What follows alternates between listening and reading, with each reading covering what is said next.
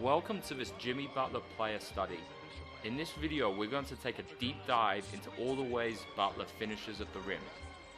Finishing constraints are the things which affect which finishing solution Butler uses. These are really variable and based on a number of different factors. These constraints are really important because it's these which lead to the solutions that Butler uses when going off 2 feet. The different constraints lead to these solutions combining, which Butler chooses based on the situation he is placed in. Almost every single finish was different, and this challenges the way in which we traditionally teach finishing moves. Let's start by looking at all the 2-foot solutions. The stride stop is something Butler uses a lot, as this gives him more stability and better balance, especially when a defender is riding his hip as he gets close to the rim. Even though the footwork, typically outside-inside, is similar, the constraints lead to this finish being different almost every time.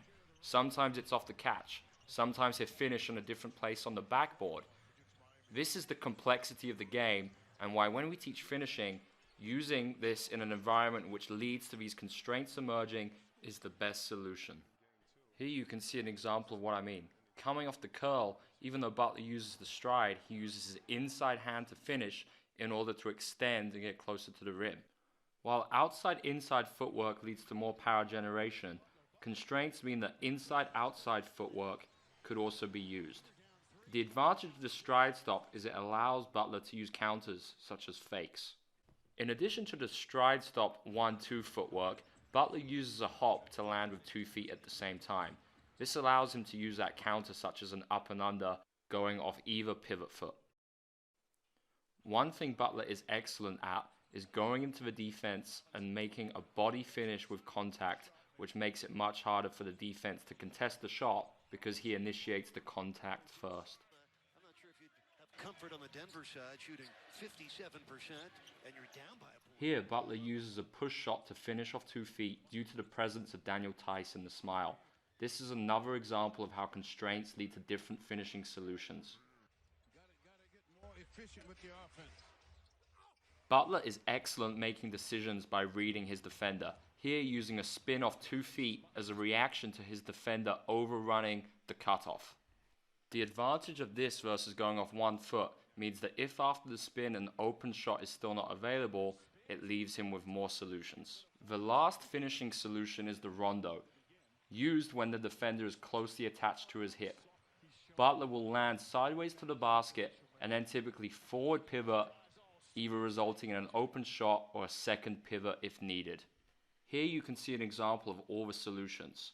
The solutions highlighted in orange are an example of how all these things can combine in one possession based on the present constraints. Now let's explore all the solutions Butler uses when going off 1 foot. These solutions are similar to the 2-foot ones, with some unique ones applicable just to this. The traditional layup footwork taught going from the perfect right hand angle just simply doesn't make sense. This was one of the only situations Butler used that footwork, even then he finished with an underhand scoop.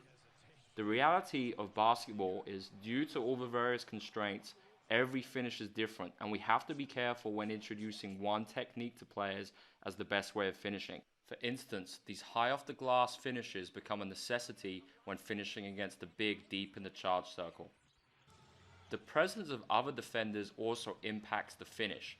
Here you can see Butler using different gathers to keep the ball away from the defense as they stunt in and try and reach for the ball. Butler's go-to gather is where he simply puts the ball above his head on the drive, making it impossible for a defender stunting to reach the ball and dislodge it. Within the 2-foot finishes, we saw the inside hand being used in order to extend, and this also applies as a similar constraint when finishing off 1 foot. We also saw Butler finishing on the other side of the rim in order to use the rim as protection against the defender trying to block his shot.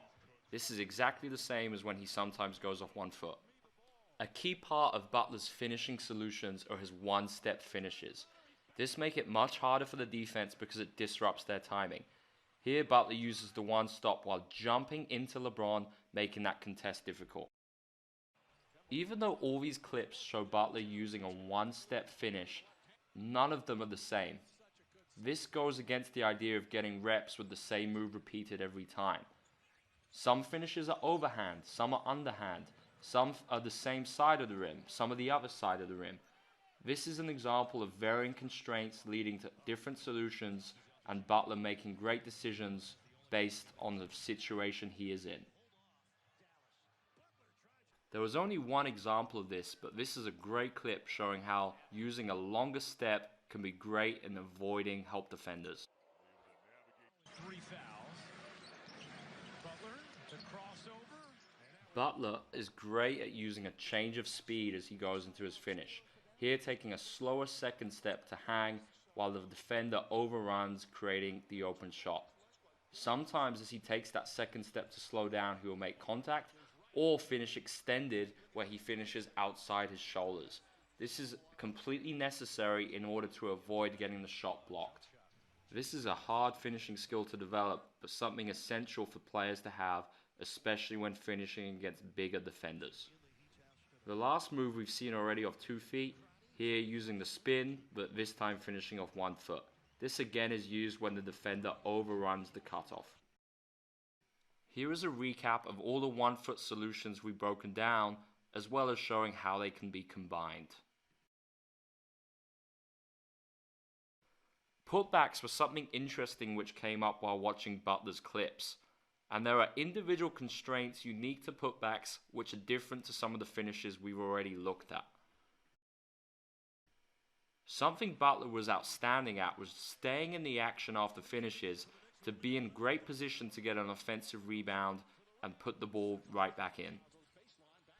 As well as rebounding his own finishes, Butler is great anticipating the shots from his other teammates and tracking the rebound to get a high percentage putback. Here comes Nunn against Harden. Tipped in by Butler. Here you can see how those constraints led to the different solutions, some of which you just saw in the last 2 videos. Butler is one of the best off-ball players in the NBA. We will look at all his finishing off cuts, but for the constraints on this, we encourage you to try and figure them out for yourself. Feel free to DM myself, Alex Sarama, or Chris Oliver on B-Ball Immersion to compare your list.